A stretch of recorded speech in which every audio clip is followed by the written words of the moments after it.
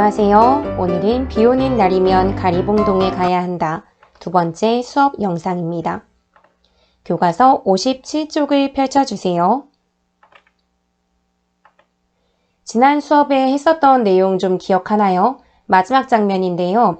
지금 그는 원미동에 이사 와서 계속 집이 고장이 자주 났었어요. 그래서 여기저기 수리하고 땜빵 하다가 이번에는 목욕탕에 문제가 생겼었죠.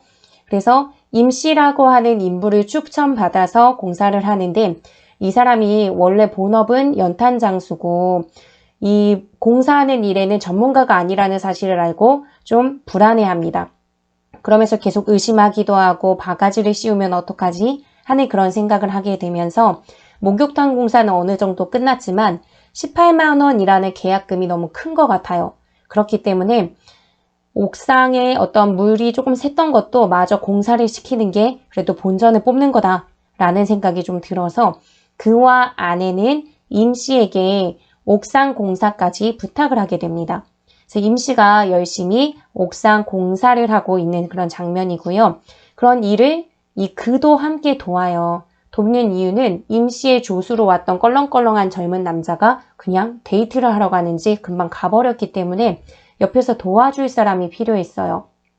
그래서 돕는 과정에서 임씨와 대화를 나누게 되고 그러면서 비가 오는 날 일을 못할 것 같지만 그래도 뭔가 할 일이 있다라는 얘기를 들어요. 가리봉동에 가야 한다라는 얘기를 듣게 되죠. 비 오는 날 왜 가리봉동에 가야 할까라는 걸 좀 물으려다가 말게 되는 그 부분까지가 지난 시간의 내용이었습니다. 전체적인 흐름으로는 발단, 전개, 위기, 절정, 결말 5개의 단계 중에서는 세 번째 위기 단계까지가 저번 시간 내용이었고요. 오늘은 그 다음이에요. 함께 볼게요. 간단하게 여겼던 옥상의 공사는 의외로 시간을 끌었다. 그러니까 옥상 공사는 원래 하지 않아도 됐던 거니까 이것까지 추가되면서 시간이 길어지고 있어요. 홈통으로 물이 잘 빠질 수 있도록 경사면을 맞춰야 하는 것도 시간을 더디게 했고 깨놓은 자리와 기왕의 자리에 이음새 사이로 물이 새지 않도록 면을 고르다 보니 조금씩 더 깨부숴야 하는 추가 부담도 잇따랐다. 그러니까 그만큼 좀 일이 녹록지 않다, 좀 까다롭고 힘든 일이다라는 것을 볼 수 있습니다. 이미 밤에 시작된 것이나 진배 없어 이웃집들의 창문에 하나둘 불이 밝혀지기 시작합니다. 그만큼 지금 시간이 많이 흐르고 있어요. 시간의 경과를 보여주는 거죠. 창문에 하나둘 불이 밝혀지고 그만큼 굉장히 오랜 시간 노동을 하고 있으니까 임씨는 굉장히 힘들 거예요. 근데 그럼에도 불구하고 임씨는 만족하다 싶을 때까지는 일손을 놓고 싶지 않은 모양이었다.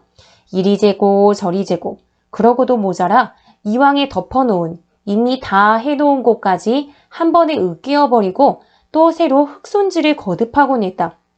그러니까 이 사람도 혼자 지금 굉장히 오랜 시간 일을 하니까 지칠 법 하거든요.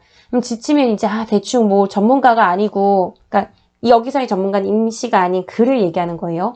그러니까 내 손님이 그렇게 전문가 아니니까 잘 모를 거야 하면서 그냥 좀 눈가림 공사 이런 걸 할 수도 있거든요. 근데 임씨의 성격이 드러납니다. 임씨는 자기 스스로도 만족할 만큼 완벽하게 일을 하고 싶은 거예요. 그러니까 일손에 놓고 싶지 않고 이리저리 계속 일을 하는 거죠. 그러니까 그가 보기에는 임씨는 도무지 시간 가는 줄 모르는 사람 같았다. 시간 너무 늦었는데 대충 할까? 이런 식의 생각을 전혀 하지 않는 인물이에요. 그러니까 임씨라는 사람의 어떤 됨됨이 이런 걸 좀 여러분이 알 수 있는 거죠. 자기가 맡은 일을 진짜 열심히 하는 성격이구나 라는 걸 알 수 있습니다. 그래서 여기서 알 수 있는 임씨의 성격 이걸 보자면 임씨는 자신이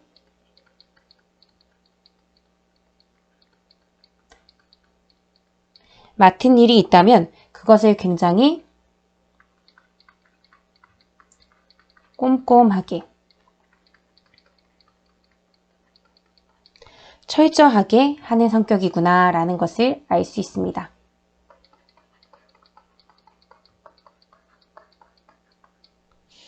즉 굉장히 자기가 하는 일에 대한 책임감 이게 굉장히 강한 거죠.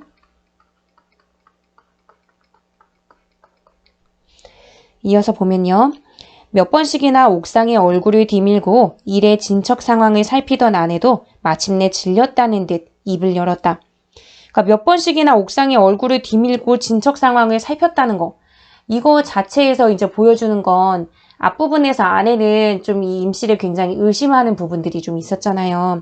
그러니까 이 아내의 모습은 사실은 감시를 하기 위한 거였죠. 임씨를 믿지 못하니까 감시를 하려고 한 것. 근데 이런 아내조차도 질렸어. 왜 이렇게 열심히 하는 거야? 왜 이렇게 일이 끝나지 않는 거야? 뭐 이런 생각을 하게 됐겠죠. 이렇게 믿지 못하고 감시하던 아내까지도 질렸다는 듯 입을 열게 됩니다.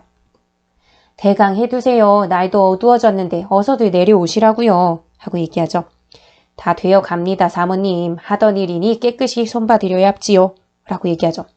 그러니까 하던 일이니까 그것도 완벽하게 깨끗이 잘 손봐주겠다라고 얘기합니다. 그러니까 이런 부분에서도 임씨의 성격이 잘 드러나는 거죠. 위에서 봤던 거랑 동일하게. 책임감이 강한 인물이구나. 그리고 굉장히 꼼꼼하고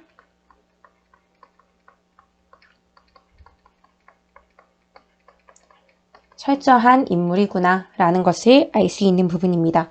그러고 나서는 다시 방수액을 부어 완벽을 기하고 완벽을 기한다 이렇게 나오죠.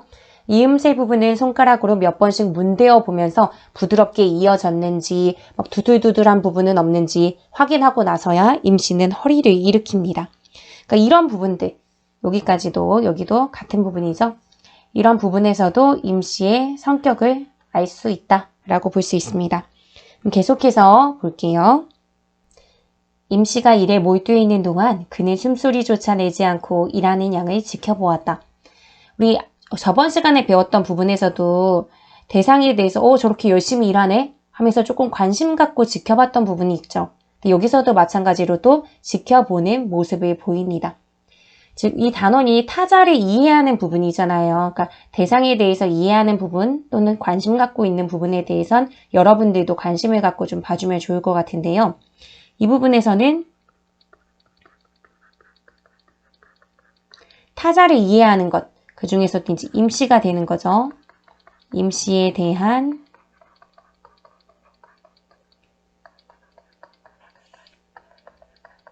그의 관심, 이게 드러나는 부분이라고 생각하면 될 것 같아요.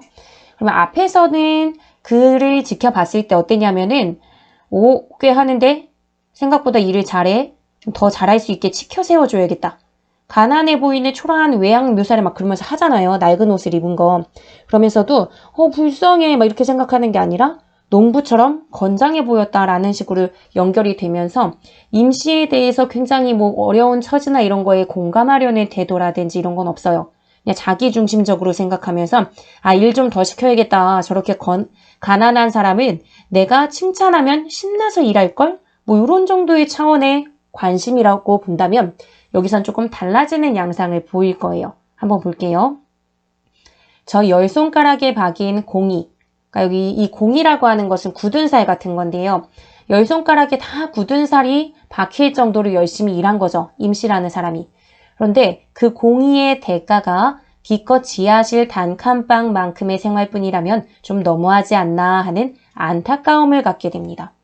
그러니까 안타까움이라는 감정, 사실은요, 아까도, 그러니까 저번 시간에 봤던 장면에서도 충분히 안타까워할 만했어요. 하나의 옷을 진짜 낡은 거 오래 입고 막 꼬맨 자국이 진탕 있는 그런 옷을 입었단 말이에요. 근데 거기서는 뭐 연민이나 불쌍함을 그렇게 강하게 느끼는 느낌이 아니었습니다. 근데 여기서는 막 안타까움을 느껴요.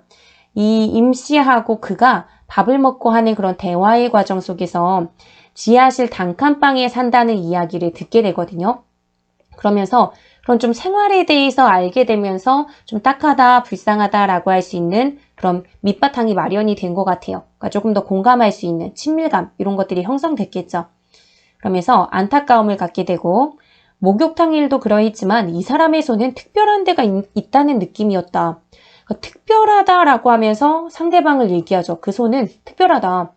그래서 자신이 주무르고 있는 일감에 한치의 틈도 없이 밀착되어 날렵하게 움직이고 있다.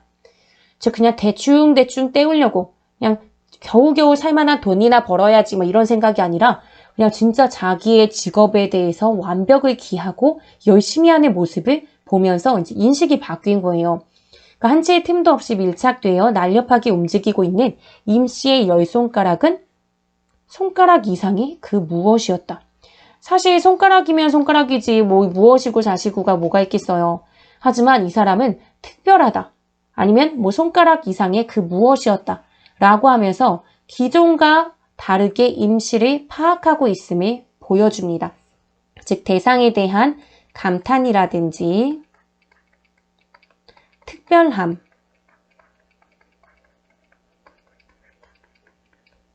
이런 걸 느끼고 있다는 것을 우리가 알 수 있는 부분이라고 생각하면 될 것 같아요. 그러니까 처음에는 이렇게 생각하지 않았잖아요. 그러니까 그걸 이 사람도 밝힙니다. 처음에는 이 사내가 견적대로의 돈을 다 받기 민망하여, 그러니까 견적을 18만 원이나 비싸게 내놨는데 일이 그만큼 진행이 안 된 것 같으니까 민망해. 그렇다고 환불해 주기는 싫어. 그러니까 일을 조금 할까? 라고 생각했다고 그가 생각하는 거죠. 임 씨는 그런 식의 생각을 한 걸 거야 라고 생각하면서 그게 민망하여 우정지연해 보이는 열정이라고 여겼었다 라고 얘기하죠. 여기서의 우정은 너와 나의 아름다운 뭐 프렌드십 이런 게 아니죠. 여기서의 우정은 뜻도 나오는데 일부러. 그러니까 사실은 열정이 없는데 열정이 있는 척 하면서 열심히 일하는 모습을 보임으로써 18만 원 다 받아먹으려고 하는 것으로 여겼다는 거예요. 옥상 일의 중간에 잠깐 집에 내려갔을 때 아내도 그런 뜻을 표하면서 그럴 거다라고 생각했대요. 예상외로 옥상 일이 힘든가 보죠. 저 사람도 이제 세상에 공돈은 없다는 사실을 깨달았을 거예요. 막 이런 식으로 그 사람도 딱히 열정이 있어서 하는 것이 아니라 그냥 돈 벌어 먹으려고 하는 거다라고 그와 그의 아내는 생각했던 거예요. 그러니까 여기를 보자면 그러니까 그랑 아내의 경우는 처음에는 임 씨가 굉장히 돈만 받아 먹으려고, 그러니까 딱히 그가 열정이 있어서가 아니라 그냥 돈 벌으려고 일을 열심히 하는 척 하는 거다라고 판단한 거죠. 즉 처음에 임 씨에 대해서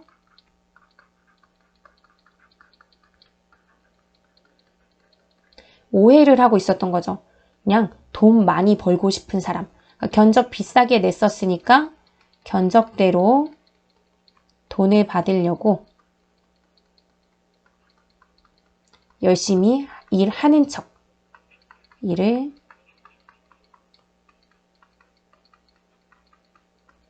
더 하는 것이다 라고 생각했던 거죠. 그러니까 아내의 경우도 아이고 뭐 자기가 호기롭게 일 더 시켜달라고 얘기해갖고 시켰더니 힘들긴 힘든가 봐. 뭐 세상에 꽁돈은 없으니까 내가 뭔가 하나 가르쳐준 것 같네. 뭐 이런 식의 느낌도 약간 있죠. 꽁돈이라는 거, 공돈이라고 하는 것은 노력 없이 그냥 생기는 돈이잖아요. 야, 노력 없이 생기는 돈은 없으니까 내 돈 받아가려면 임씨가 좀 일 좀 해야지 라는 식의 생각을 좀 했었던 거예요. 하지만 우정 지어낸, 그러니까 일부러 지어낸 열정으로 단정한다면 당한 쪽은 되려 그들이었다. 그러니까 우정 지어낸 열정이라고 하는 것은 사실은 오해였잖아요. 만들어낸 열정이 아니라 실제 있었던 열정인 거거든요. 진짜 완벽을 기하려고 하는 거. 그러니까 이렇게 생각한다면 오히려 내가 일 좀 해봐 라고 막 가르치듯이 했었는데 당한 쪽은 오히려 그들이었다. 그러니까 여기서의 그들은 그와 아내겠죠. 그럼 어떻게 당했을까요? 그러니까 내가 의도한 거 달리 한 방 뒤통수 맞은 것 같은 그런 기분일 거예요. 밤 8시가 지나도록 자벽부 노릇에 시달린 그리고 그도 고생했고 일부러 만들어 시킨 일로 심적 부담. 내가 시키긴 시켰는데 막 되게 늦게까지 땀 찔찔 흘리면서 또 완벽을 기하겠다고 이미 한 걸 다 뜯어내고 한단 말이에요. 아, 내가 좀 너무했었나? 이거 이렇게 시켜갖고 이 정도까지 일하게 하려고 한 건 아니었는데? 뭐 이런 식으로 약간 부담감을 느끼기 시작한 그의 아내. 모두 다 좀 안절부절 못하는 상황이 벌어지게 되는 거죠. 그래서 다음으로 넘어가면요. 그러니까 아내는 기다리는 동안 술상을 보아놓고 있었다. 약간 뭐 미안함 이런 게 있었을 수 있죠. 그래서 술상을 보아놓고 있었고요. 손발을 씻고 계단에 나가 옷에 먼지를 털고 들어온 임씨는 8시가 넘어선 시간을 보고 오히려 그들 부부에게 미안해했다. 아이고 내가 너무 늦게까지 일했나? 상대방에게, 집주인에게 너무 불편을 끼쳤나? 라고 생각했나 봐요. 아이고 시간이 벌써 일이 되었남요. 우리 사모님 오늘 너무 늦게까지 이거 고생이 많으십니다요. 사장님이야 더 말할 것도 없고 참 죄송하게 되었습니다. 라고 하죠. 사실 가장 고생한 건 누구예요? 임씨였죠. 근데 그럼에도 불구하고 임씨의 경우는 8시가 넘어선 시간을 보고 그들 부부에게 오히려 미안해한다든지 막 죄송하게 되었다고 하면서 사과를 하죠. 그러니까 이런 부분에서 임씨의 성격 알 수 있죠. 자기가 육신이 힘들고 괴로웠지만 그것보다도 상대방을 더 걱정해 주는 거예요. 그러니까 상대를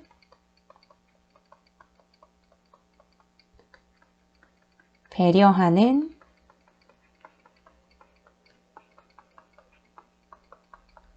성격을 가진 인물이구나 라는 것을 알 수 있습니다. 그때 안방에서 아이들을 보고 있던 노모가, 그러니까 할머니죠. 대신 임씨의 노고를, 임씨가 굉장히 고생했다는 걸 치하해 주면서 젊은 사람이 일도 엄청 잘하네. 늦으면 내일 하고 쉬었다 하면 좋을 끼고만 일 무섭은 줄 모르는 걸 보이. 앞으로는 잘 살기요. 하면서 나름의 덕담을 해주죠. 그러니까 적당히 하고 쉬엄쉬엄 하면 좋을 텐데 이렇게 일 무서운 줄 모르고 정말 열심히 하는 그 성실한 모습을 보면서 약간 축복해 주듯이 앞으로는 잘 살 거다라고 덕담을 해주죠. 근데 지금 그냥 술상 봐왔으니까 그냥 편하게 술 마시면서 오늘 하루의 힘겨움을 풀면 되는데 그 상황에서도 아무도 시키지 않았는데 무릎을 꿇고 두 손을 그 무릎에 탁 짚은 채 정자세를 하고 듣는 모습을 보여주죠. 그러니까 임씨라는 인물이 굉장히 인물의 됨됨이가 좋은 인물이라고 볼 수 있어요. 어른을 공경하는 모습도 보이고 있잖아요. 그러니까 그나 아내가 그냥 막리라는 사람이라고 낮잡아보고 무시한 거하고 달리 임씨라는 인물은 굉장히 됨됨이가 있는 인물이라고 볼 수 있어요. 그래서 여기에 노모가 내 사이에 예수 믿는 사람이라 남자들 술 마시는 꼴은 앵꼬 봐서 그러니까 안 입고 와서 못 보지만 그렇게 일하고는 안 마실 수 없겠구만은. 그러니까 노모가 보더라도 진짜 열심히 했다라고 본 거죠. 나는 고마 들어가 있을 테이 좀 쉬었다 가소 라고 하면서 노모가 이야기해 줍니다. 노모가 방문을 닫고 들어가자 임씨는 그가 부어주는 술을 두 손으로 황감히 굉장히 막 황송하게 사장님 대 막 거기에서 일하는 사람 이렇게 막 인식이 있나 봐요. 이 임씨도 막 황감히 받쳐들고 조심스레 목을대로 넘깁니다. 꿀꺽꿀꺽 이렇게 먹는 거죠. 그러면요. 앞서 봤던 내용으로 보자면 이 사람은 일꾼이고 난 일꾼과 겸상도 그러니까 같이 밥도 같이 안 먹을 거야. 이렇게 생각했던 인물이에요. 그나 아내의 경우. 그런데 좀 반응이 달라집니다. 원래의 생각대로라면 그걸 그냥 좀 당연시 여길 수도 있을 것 같아요. 그런데 그가 뭐라고 하냐면 이거 왜 이러십니까? 편히 드십시다. 나이도 서로 엇비슷할 텐데 말이요. 라고 얘기하죠. 그러니까 자기를 너무 높게 취급하는 게 불편한 거예요. 그러니까 얘 낮잡아봤었으면서 이제는 그게 변화됐기 때문에 이제 심리적으로 아까와 같이 그러니까 저번 시간에 봤던 내용과 같이 임씨를 낮잡아보거나 좀 깔보거나 하는 시선이 많이 없어졌구나라는 것을 알 수 있습니다. 그래서 이렇게 말하면서 이 그의 심리 상태를 보면 그렇게 말은 했어도 그는 임씨의 나이가 그보다 훨씬 많으면 왠지 괴롭겠다는 기분을 지울 수 없었다. 만약에 나한테 막 일 대신 해주고 막 환감히 막 대하면서 막 어쩔 줄 몰라 하는 그 사람이 나보다 나이가 많다라고 본다면 왠지 미안할 것 같기도 한 거예요. 훨씬 어린 놈이 막 사장이랍시고 이거 해라 저거 해라 시키고 감시하듯이 있었던 그 모습 자체가 이제 와서야 조금 미안하거나 좀 부끄럽거나 라는 생각이 좀 들었던 거죠. 그러니까 여기 지금 뭐 나이보다 나이가 많으면 좀 어려울 것 같다라고 이제 생각하는 부분 여기를 한번 정리해 볼게요.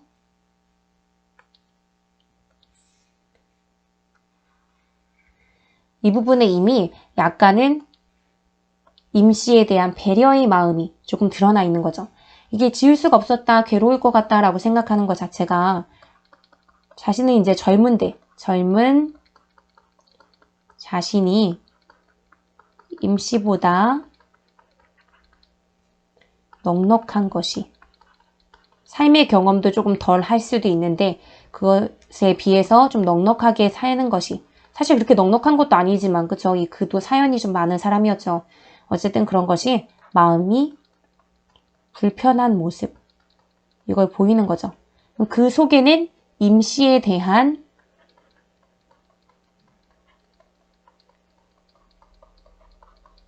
걱정이나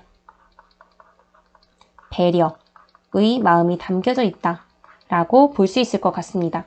임씨가 괜히 자괴감을 느끼거나 자존심을 상할까봐 걱정되는 거죠.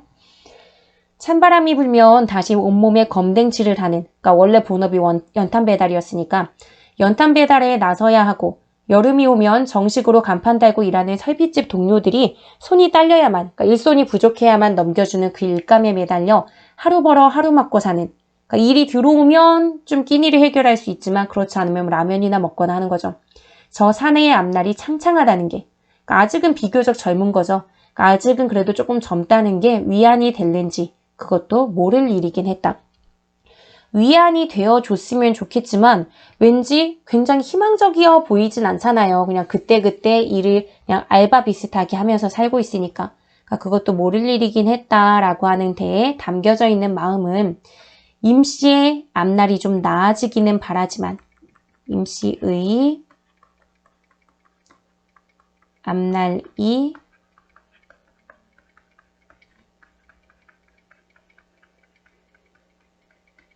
나아지기 바라지만, 형편이 좀 피기를 바라지만 확신을 못하기 때문이죠.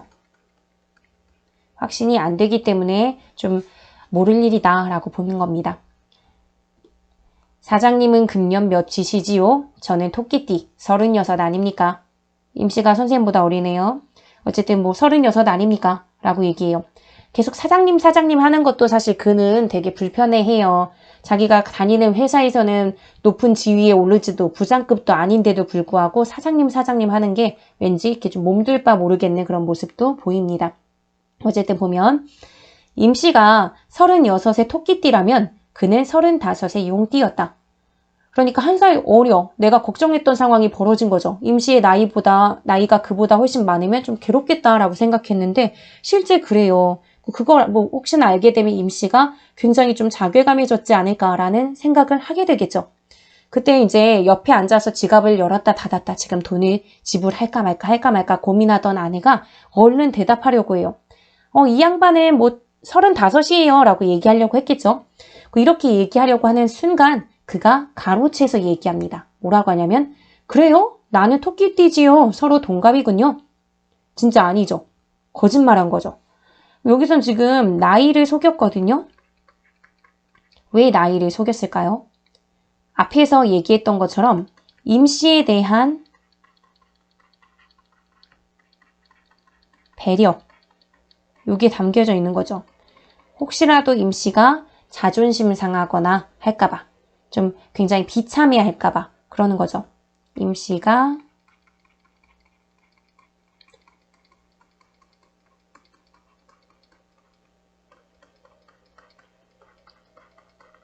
비참함을 느끼거나 자존심 상해할까봐 배려해준 것이라고 보면 될 것 같습니다.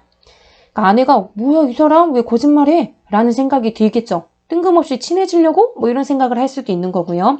그가 가지고 있는 내면의 그 약간의 고민을 알지 못하니까요.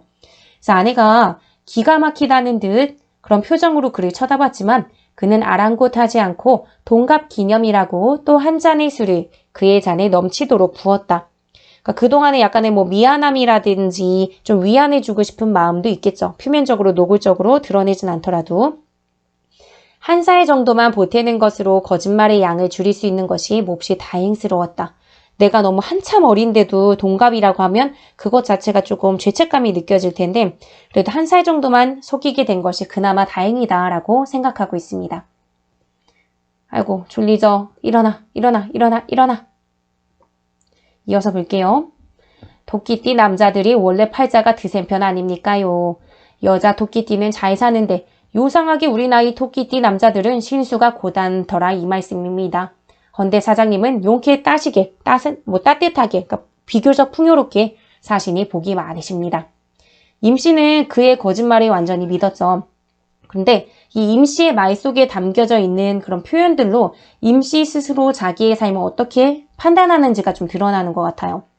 토끼띠 남자들 하면 여기 이제 임씨가 포함이 되는 걸 텐데 팔자가 원래 드센 편 아닙니까? 팔자가 드세다라고 하면 굉장히 편안하고 안락하게 사는 거 아니죠. 굉장히 견디기 힘들고 괴롭게 사는 거예요. 그러니까 토끼띠 여자는 잘 사는데 우리 나이 토끼띠 남자들은 신수가 고단하다. 그러니까 어떤 뭐 운수나 삶이 굉장히 고단, 괴롭고 힘들다라는 이 말씀입니다. 그런데 사장님은 용케 잘 사는 거야. 그러니까 사장님인 이 그 빼고는 다 삶이 고단한 게 정상일걸? 이라고 생각하는 거죠. 그러니까 실제 뭐 토끼띠 사람들이 다 힘들었겠어요. 근데 이런 식으로 좀 자기 위안인지는 모르겠지만 어쨌든 이렇게 토끼띠 사람들은 힘들어 라고 하는 자기 인식이 드러나는 부분입니다. 그러니까 이 표현들을 통해서 임시의 고단하고 힘겨운 삶 이게 드러나는 거죠. 신수가 고단하다. 그러니까 운수, 그러니까 운명 이거 자체가 굉장히 토끼띠 남자들은 다 드세다. 팔자라는 것도 우리 보통 팔자는 고치기 어렵다고 하잖아요. 내가 타고난 거란 말이에요. 그러니까 난 이미 타고나기를 굉장히 고단하고 힘겹게 사는 걸로 타고났다.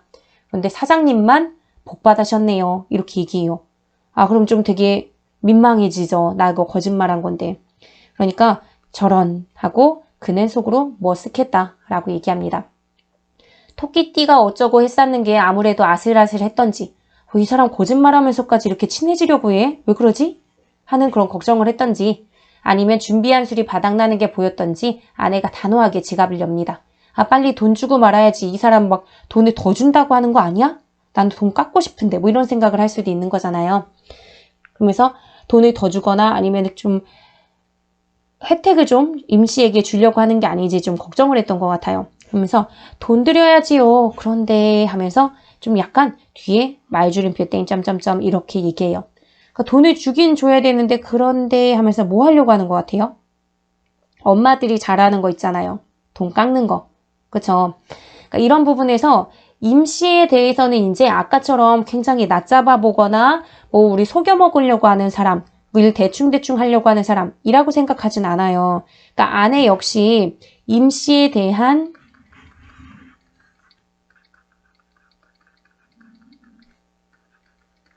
오해. 이거는 이미 풀렸어요. 오해는 풀리기는 했는데 그래도 굉장히 소시민답게 뭐 하고 싶은 거냐면 공사비를 흥정하고 싶은 거예요. 흥정한다는 건 자기한테 유리하게 바꾸는 거니까 깎고 싶은 거겠죠. 그러니까 굉장히 소시민스러운 모습. 이 모습을 아내가 잘 보여주고 있습니다. 근데도 불구하고 민망해. 이걸 깎기에는 그가 너무 열심히 했어. 아내는 뒷말을 못 잇고 그의 얼굴에 말끄러미 올려다 보았다. 그는 술잔이 들어 올리며 짐짓 아내를 못 본 척했다. 쿵짝을 맞춰주고 싶지 않은 거예요. 아, 돈 좀 깎아주세요 하면서 이렇게 얘기하고 싶지 않은 거예요. 그러면서 어떻게 하냐면 역시 여자는 할 수 없어. 옥상일까지 시켜놓고 돈을 다 내주기가 아깝다는 뜻이렸다. 라고 얘기하죠.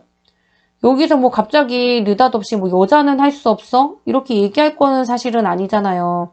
그래서 옥상일까지 시켜놓고 돈을 다 내주기가 아깝다는 뜻이렸다. 그러니까 의도는 대충 파악을 했는데 굳이 여자는 할 수 없어 라고 얘기할 필요는 없었죠. 그래서 교과서에서 왼쪽에 보면 이 표현과 관련하여 여성에 대한 그의 생각을 비판해보자. 그러니까 비판받을 부분이 있기 때문에 비판해보자 라고 얘기를 한 거죠.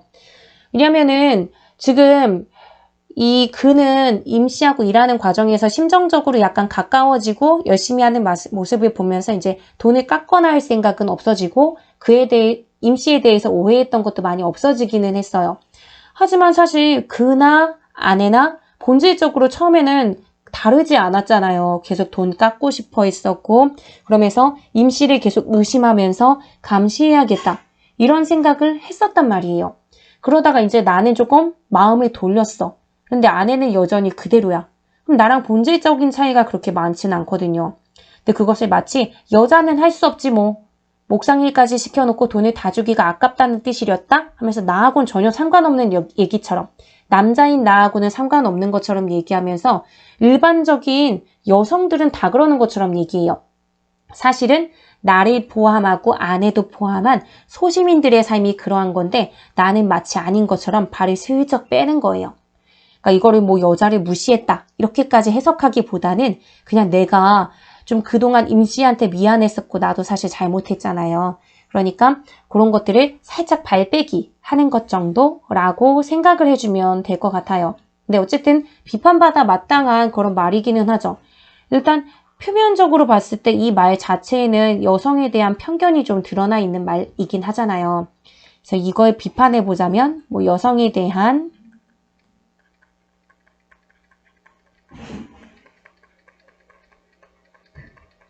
편견, 이게 담겨져 있다라고 볼 수 있을 것 같아요. 그러니까 사실은 아내나 나나 똑같이 소시민적인, 속물적인 성격이 좀 있는 인물들이에요. 그가 뭐 힘들거나 이런 일을 하는 게 그냥 돈 벌기 위한 거고 그는 뭐 굉장히 뭐 완벽을 기하거나 직업적인 측면에 직업적 마인드가 있진 않을 거야. 그냥 돈 벌면 되는 사람. 그러니까 나는 최대한 그는 나를 속일지도 모르니까 나를 보호해야 되고 한 푼이라도 아껴야 돼. 돈 조금이라도 안 주기 위해서 감시해야지. 일 하나 더 시켜야지. 굉장히 속물적이잖아요. 그러니까 소시민적인 속물성이 있는 게 사실 꼭 여자만 그런 게 아니라 그도 있었던 것처럼 모두 다 그러할 수 있어요. 근데 자기가 가진 소시민적인 속물성을 마치 여성이 갖고 있는 일반적인 특징처럼 여성의 일반적인 속성으로 확장시켜버리죠. 그러니까 이런 거를 뭐라고 하냐면 과도한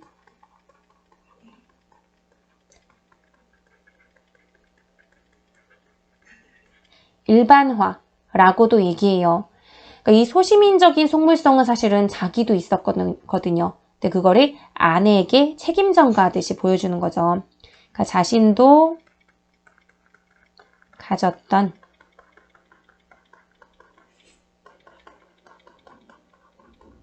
소시민적 속성, 소시민성 또는 뭐 속물성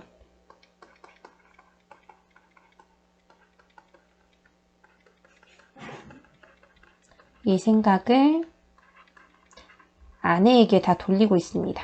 아내에게 전가해버리는 우리 이런 걸 뭐 책임 전가하지 마 라고 얘기하죠. 책임 전가하는 모습을 보입니다. 그럼으로써 나는 책임이 없어. 나는 그 임씨에 대해서 조금 이제는 나름대로 처지를 공감하면서 내가 그 돈 다 줘야 된다고 생각해. 뭐 이렇게 하는 거겠죠. 그러니까 자기 책임을 완화하기 위해서 지금 아내를 조금 나쁜 여자로 만들어 버렸어요. 순간. 어쨌든 계속 보면요. 그는 아내가 제발 딴소리 없이 20만 원에서 2만 원이 모자라는 견적, 즉 처음의 견적이었던 18만 원이죠. 그걸 다 내놓기를 대신 빌었다. 아, 제발 그 뒷얘기는 하지 말기를, 깍지는 말기를 뭐 이렇게 생각한 거죠. 근데 그때 임씨가 먼저 손을 휘휘 내젓고 나섰다. 왜 그랬을까요? 사모님, 내 뽑아드린 견적서 좀 줘보세요. 돈이 좀 틀려질 겁니다. 돈이 틀려진다. 뭐 틀려진다는 사실 문법적으로는 틀렸죠. 달라질 겁니다. 이렇게 얘기해야 될 텐데 어쨌든 뭔가 변화가 생길 것 같아. 약간 조금 두근거리겠죠. 어떻게 되는 거지? 돈 더 달라고 하는 거 아니야? 지금까지 분위기 좋았고 나 좀 착한 마음 먹고 있었는데 왠지 또 견적서 다시 달라고 이렇게 얘기하니까 이 그도 약간 걱정은 될 수 있을 것 같아요. 아내가 손에 쥐고 있던 견적서를 내밀었다. 인쇄된 정식 견적 용지가 아니라 지금 알바처럼 정식적인 가게를 차린 게 아니니까요. 그냥 분홍 밑그림이 아른아른 내비치는 유치한 편지지를 뭐 자기 딸의 것이었을 수 있겠죠. 임씨의 딸. 이 편지지를 사용한 그것을 임씨가 한참씩이나 들여다보았다. 그와 그의 아내는 임씨의 입에서 나올 말에 주목하여 잠깐 긴장하였다. 어떡하지? 돈 더 달라고 하는 건 아니겠지? 뭐 이런 거겠죠. 술을 마셨더니 눈으로는 계산이 잘 안 되네요. 임씨는 분홍 편지지 위에 엎드려 아라비아 숫자를 더하고 빼고 또는 줄을 긋고 하였다. 그러니까 그 견적서를 막 고치면서 이제 숫자 계산을 다시 해보는 거죠. 그는 빈 술병을 흔들어 겨우 반잔을 채우고는 서둘러 잔을 비웠다. 그러니까 그 모습을 보면서 약간 애 같았나 봐요. 그래서 그가 막 술을 마시면서 그 임씨가 계산하는 모습을 지켜보고 있죠. 임씨의 머릿속에서 굴러다니고 있을 숫자들에 잔뜩 애를 태우고 있는 스스로가 정말이지 역겨웠다 라고 얘기합니다. 그러니까 아까까지만 해도 아내를 막 속물적인 인간 취급했었고 그러면서 아 제발 그 18만 원 제대로 그냥 다 내기를 그냥 깎지 말지 이렇게 생각하면서 자기 좀 고상한 척했어요. 그런데 또 임씨가 견적을 다시 낸다고 하니까 어떡하지? 돈을 더 붙이면 어떡하지? 라고 하면서 금세 태도가 바뀌어서 막 애간장 태우고 있는 자기의 모습이 너무 역겨운 거야. 앞뒤가 계속 휙휙 바뀌는 것 같은 내 모습이 참 보기 싫은 거죠. 그러니까 소시민이니까 당장 월급이 많지도 않고 생활이 늘 어려워왔으니까 어쩔 수 없는 거긴 한데 아, 나 너무 부끄럽다 라는 생각이 들겠죠. 그러니까 이 부분은 자신의 속물성, 돈 하나에 전전긍긍하면서 자기 입속만 막 챙기려고 하고 남을 덜 생각하는 그런 것들이죠. 이 속물성에 대해 깨닫게 됩니다. 아, 나는 이런 것만 생각하고 있나? 하면서 이것을 자각하게 되면서 부끄러움을 느끼죠.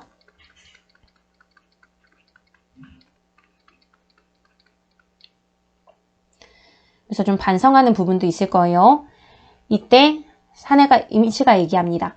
됐습니다, 사장님. 이게 말입니다. 처음엔 파이프가 어디서 새는지 모르니 전체를 뜯을 작정으로 견적을 뽑았지요. 아까도 말씀드렸지만 일이 썩 간단하게 되었다 이 말씀입니다. 사실 굉장히 오랜 시간 일했는데도 간단하게 됐대요. 그래서 노임에서 4만 원이 빠지고 뭐 노임하면 일하면서 이제 받는 품삯 같은 거죠. 노임에서 4만 원 빠지고 시멘트도 이게 다 안 들었고 모래도 그렇고 쓰레기 치울 용달차도 빠지게 되죠. 쓰레기가 그렇게 많이 안 나왔나 봐요. 방수액도 타일도 반도 못 썼으니 여기서도 요게 또 빠지고 하면서 막 계속 얘기해요. 즉 그냥 18만 원 견적 냈고 추가로 옥상 공사도 했고 하루 종일 했으니까 그냥 은근슬쩍 다 챙겨가도 돼요. 그리고 그가 나에게 비교적 호의를 느끼는 것처럼 술상도 봐주고 얘기 나누고 그랬으니까 그냥 넘어가도 되련만 다 계산해서 빼면서 조금만 내도 되는 걸로 얘기하죠. 그러니까 이런 부분에서 또 임씨의 성격이 드러나는 거죠. 일은 굉장히 게으르지 않게 성실하게 열심히 하면서도 돈을 추가적으로 막 은근슬쩍 더 받지 않아요. 양심에 따라 굉장히 정직하게 일하는 사람이죠. 그러니까 양심적으로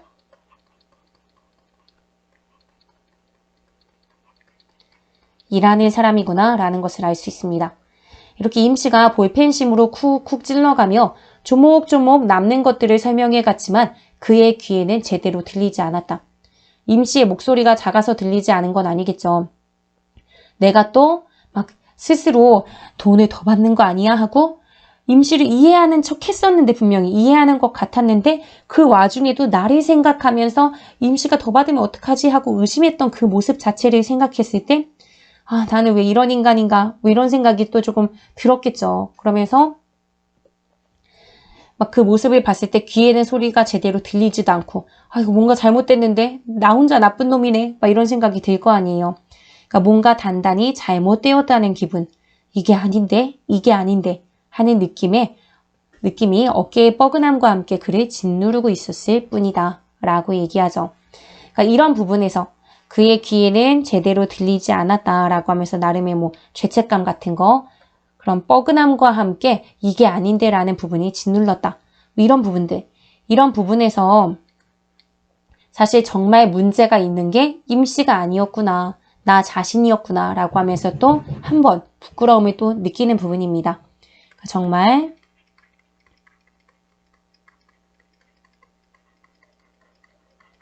문제가 있는 건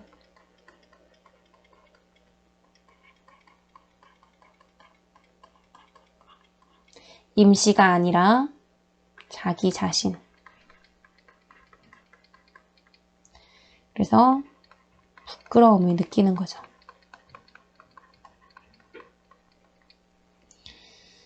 그래서 이런 부끄러움을 느끼는 와중에 지금 선언하듯이 임씨가 뭐라고 얘기하냐면 그렇게 해서 모두 7만 원이면 되겠습니다요. 라고 얘기하죠. 원래 견적이 얼마였죠? 18만 원이었죠.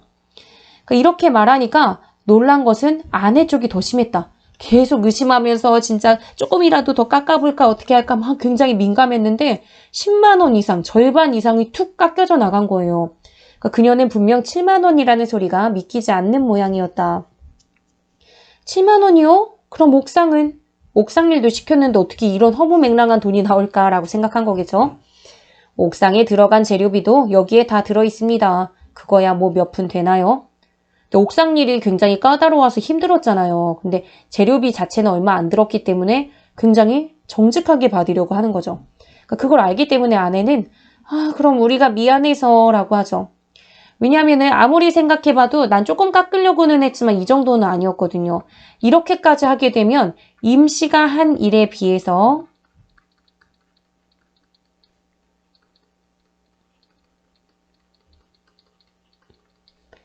너무 적은 금액을 지불하게 된다는 것을 스스로도 아는 거죠. 그렇기 때문에 양심에도 찔리고 너무 미안하기도 한 거예요. 그러니까 이거 어떡하지? 이것보단 더 줘야지. 막 이런 생각이 인간적으로 드나 봐요. 그래서 아내가 이번에는 호소하는 눈빛으로 그를 쳐다보았다. 당신이 어떻게 좀 해봐요. 더 내야 되는 거 아니에요? 라는 식의 눈빛으로 보내는 거죠. 할 수 없이 그가 끼어들었다. 계산을 좀 다시 해봐라 라고 그도 얘기를 하죠. 처음에는 18만 원이었잖아요. 근데 어떻게 7만 원으로 훅 깎입니까? 이런 식의 이제 뉘앙스죠. 아이고 이거 돈을 더 내시겠다는 이 말씀입니까? A 사장님도 제가 어디 공일 해줬나요? 그러니까 공짜로 일해줬나요? 무슨 말이 좀 겹쳐 들어오죠. 막 아내가 꽁돈 줄 수 없으니까 일 시켜야 된다 막 이런 식으로 얘기했는데 이 임 씨는 나는 공짜로 일하는 사람 아니다. 진짜 열심히 하고 그만큼의 대가를 다 계산서에 넣었으니까 걱정하지 말아라. 옥상 일한 품값은 지가 서비스로다가 라고 이제 얘기를 합니다. 옥상 일이 정말 까다로웠잖아요. 근데도 불구하고 옥상 일했던 뭐 재료값은 받겠지만 품값이라는 건 나의 노동력이거든요. 근데 그거를 그냥 서비스로 준다는 거예요. 충격이죠. 그러니까 서비스라고 반문을 합니다. 그러니까 그가 굉장히 낮잡아 보던 돈이면 다 되고 칭찬으로 뿜뿜 해주면은 일 잘할 거라고 생각했던 그 임 씨가 오히려 나에게 서비스 같은 것을 제공해 준다고 얘기하니까 굉장히 뒤통수 맞은 기분 이런 게 들겠죠. 그러니까 굉장히 충격을 받아요. 그러니까 그럼요. 저도 서비스할 땐 서비스 하지요. 막 이렇게 얘기하니까 너무 충격을 받습니다. 입을 다물어 버리고 뭐라 대꾸할 말이 없었죠. 토끼 뛰면서도 사장님이 왜 잘 사는가 했더니 역시 그렇구만요. 다른 집에서는 노임 한 푼이라도 더 깎아보려고 온갖 트집을 다 잡는데 말입니다. 그 트집 이 사람들도 잡으려고 했죠. 더 깎아보려고 했죠. 그런데 이 임 씨가 워낙에 정직하기 때문에 그럴 수 없었던 거고 워낙에 열심히 노력하니까 그렇지 않았던 것뿐이에요. 그러니까 이렇게 하는 말 하나하나가 굉장히 양심의 가책으로 콕콕콕 찔릴 것 같아요. 그래서 제가요, 이 무식한 노가다가 한 말씀 드리자면요. 앞으로 이 세상 사시려면 그렇게 마음이 물러서는 안 됩니다요. 그러니까 그렇게 마음 약하게 살지 마세요 하고 임 씨가 오히려 막 충고하듯이 얘기해줘요. 저는요, 받을 거 다 받은 거니까 이따 겨울 돌아오면 나중에 겨울 되면 우리 연탄이나 갈아주세요 하고 굉장히 쿨렌하게 얘기하죠. 근데 이 부분 진짜 선생님이 생각해봐도 이 부분은 정말 이 그날 아내가 듣기에 한마디 한마디가 비수처럼 꽂힐 거예요. 완전 그냥 결정타? 양심의 가책 느껴봐라. 뭐 이런 의도로 임 씨가 얘기한 건 아니겠지만 그냥 느끼기에 그렇게 느낄 것 같아요. 그래서 막 어질한 느낌이 좀 들겠죠. 그러니까 임 씨를 그동안 계속 의심했었잖아요. 그러니까 임 씨 의심하고 굉장히 낮잡아 보면서 깔봤었는데 그런 상황과 연결이 돼 볼 수 있어요. 그러면서 막 진짜 심한 부끄러움 이런 걸 느끼게 되겠죠. 이런 것과 연결되어 그가 반성하고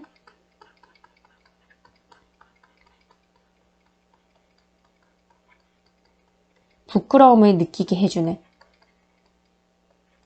그런 걸 일으키는 부분이라고 이제 볼 수 있는 거겠죠. 이런 말 들으면 내가 진짜 너무했던 진짜 속물이구나. 난 썩었어. 뭐 이런 생각을 할 수 있는 거죠. 온갖 야근체 하면서 감시하고 돈 아까운 생각에 옥상 공사까지 막 추가로 시켰는데 이렇게 막 말하니까 마음이 너무 무른 것 같아요 사장님 막 이렇게 얘기하니까 막 민망하고 죄책감 부끄러움이 막 밀려오면서 쥐구멍이 있으면 막 숨고 싶었을 거예요. 그런 상황에서 임 씨는 아내가 내민 7만 원을 주머니에 쑤셔넣고 자리에서 일어나 버립니다. 그는 1층 현관까지 내려가서 임 씨를 배웅하기로 하죠.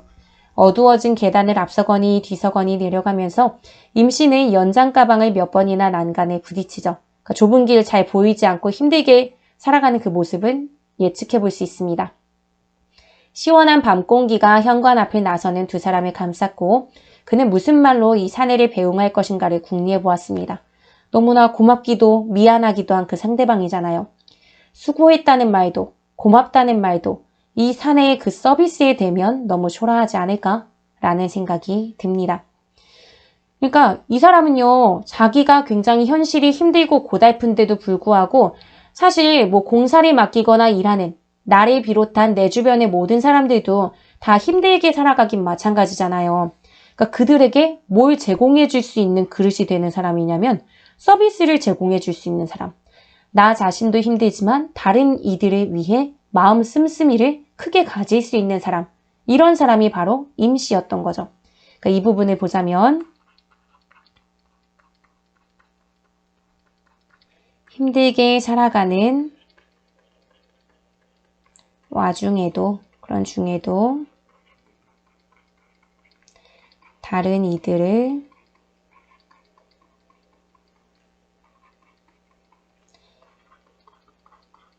배려하는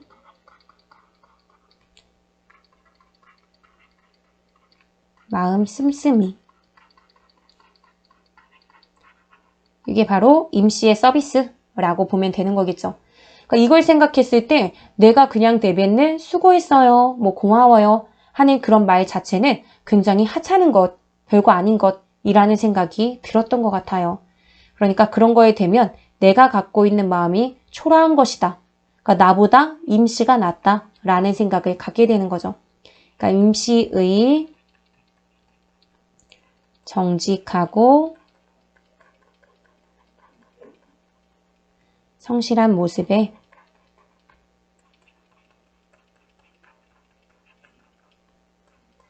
부끄러움을 느끼는 부분이 교과서 마지막 부분이었습니다. 그러니까 여기까지가 발단, 전개, 위기, 절정 부분이라고 이제 생각을 해주면 될 거고요. 그런 거에서 이제 임 씨의 모습에서 부끄러움을 느끼면서 그러면 나는 도대체 어떻게 살아왔던가? 나는 임 씨만큼 힘든 것이 아님에도 불구하고 굉장히 속물적으로 살아왔다면 이 사람은 절대 그렇지 않잖아요. 자기 삶이 힘든데도 뭐 하나 입속 차리고 더 뜯어먹으려고 하는 것이 아니라 그 와중에도 누군가를 좀 배려하고 좀 돈을 아낄 수 있게 해주는 그런 면을 가지고 있으니까 그런 부분에서 반성하는 내용이 이 절정 부분의 내용이었습니다. 그러면 뒷부분의 줄거리 부분을 설명하고 마무리 지을게요. 미안함을 느낀 그는 임 씨와 함께 슈퍼에 가서 술을 마십니다. 이것도 임 씨는 자꾸 자기가 돈을 벌었으니까 사준다고 해요. 그럴 정도로 대단한 인품 또는 뭐 다른 사람을 배려하는 마음 이걸 가진 사람이죠. 술을 마시던 중 그는 임 씨로부터 비 오는 날이면 못 받은 연탄값을 받기 위해 가리봉동으로 스웨터 공장 사장을 찾아간다는 사연을 듣게 됩니다. 그러니까 비 오는 날이면 가리봉동에 가는 이유가 나오는 거죠. 연탄값 받으려고. 근데 이 못 받은 연탄값은요, 사실은 스웨터 공장을 유지하면서 공장 규모가 크잖아요. 거기 연탄을 떼려면 꽤 많은 연탄이 들었을 거고요. 그걸 외상으로 연탄을 다 쓴 다음에 나중에 막 돈이 진짜 없고 힘들다라고 하면서 연탄값을 못 내서 그걸 좀 봐줬어요. 그런데 나중에 사정을 알고 보니까 돈 많고 공장 확장시키면서 가리봉동으로 공장 이사를 갔어요.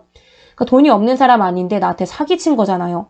진짜 가난하고 없는 임 씨가 부자인 그 공장 사장을 이해해 줬었는데 뒤통수 맞은 거죠.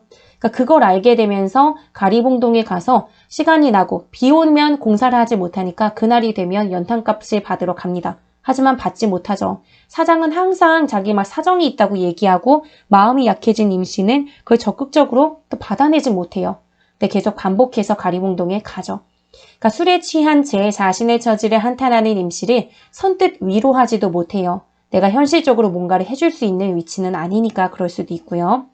그래서 그는 연탄값을 받으면 고향에 가겠다라는 임 씨의 말을 듣고 안타까워합니다. 고향을 떠나왔지만 서울에서의 삶이 또는 이 부천, 원미동에서의 삶이 너무나 고달프고 힘드니까 그냥 고향으로 돌아가 버리겠다 라고 하는 그 말을 듣고 임 씨의 삶의 무게가 얼마나 큰 것일까? 라는 생각이 드니까 안타까워하는 마음을 갖게 되죠. 그렇게 해서 이 결말 부분까지도 마무리가 됩니다. 그러니까 전체적으로 봤을 때 흐름은 다음 시간에도 이제 정리를 해줄 건데 임 씨에 대해서 편견이나 오해를 갖고 있던 이 그가 성실하게 정직하게 일하는 모습을 보면서 그 오해를 풀고 스스로 부끄러움을 느끼는 그 방향으로 흘러갔었죠. 그래서 마지막에는 그 안타까움과 더불어서 자기 자신을 반성하고 부끄러워하는 성찰하는 그런 모습을 드러냈었습니다. 이런 부분은 다음 시간에 표를 통해서 그리고 학습 활동을 통해서 좀 정리를 해볼 거예요. 그래서 이번 시간에는 그냥 이 그와 임 씨가 가지고 있는 공통점과 차이점 요거만 좀 정리하고 끝내도록 할게요. 그나 임 씨 모두 삶에서 좀 고단함이나 힘겨움을 가지고 있는 것은 동일하죠. 시대적인 배경이 1980년대라고 했는데 1980년대 현실에 지치고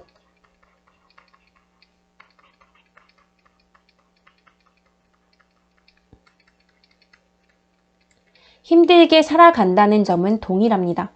그런데 그 힘든 삶 속에서 그는 조금 옹졸해지기도 하고 야박해지기도 하고 누군가를 의심하기도 하는 그런 삶을 살죠. 그러니까 타인을 의심하고 자기 입속만 챙기려고 합니다. 일 좀 하네. 근데 좀 가난한 사람이잖아. 옷도 제대로 새로운 거 못 입어서 맨날 바느질한 거 티 다 나는 거 보니까. 그러면 내가 칭찬 좀 해주면 진짜 열심히 하겠어? 라는 생각을 가지던 사람이에요. 근데 임 씨의 경우는 서비스 해준대요. 다들 힘들게 살아가는 그런 세상이니까 옥상 공사 자기는 그렇게 힘들게 해놓고도 힘들다는 내색도 그렇게 막 크게 하지 않고 서비스로 그냥 품값을 받지 않겠다라고 얘기하죠. 그러니까 다른 일을 배려하고 좀 힘들었으니까 돈도 더 받을 만한데 그렇지 않죠. 굉장히 양심껏 살고자 노력하는 사람입니다. 그렇기 때문에 그 모습을 본 그가 느끼는 바가 많아졌죠. 그래서 스스로를 반성하고 자책하는 내용이 담겨져 있었습니다. 네, 이렇게 해서 오늘 교과서 학습은 끝을 내는 걸로 하고요. 다음 시간엔 전체적인 내용의 표를 통해서 교재를 통해서 조금 정리를 하고 학습 활동을 풀도록 하겠습니다. 복습을 꼭 해주세요. 좀 영상이 이번에도 또 길어져서 지루한 느낌이 있긴 있었을 텐데 어려운 내용은 아니긴 하잖아요. 그러니까 여러 번 봐주고요. 출석 퀴즈는 꼭꼭 제출해주세요. 배움일지도 항목별 3줄 이상씩 해서 꼭꼭 쓰시기 바랍니다. 오늘도 수고하셨고요. 다음 시간에 교재를 준비해주세요. 국어가 좋아지도록 여러분들이 열심히 노력해주면 국어가 여러분들을 도와줄 것입니다. 다음 시간에 또 만나요. 안녕.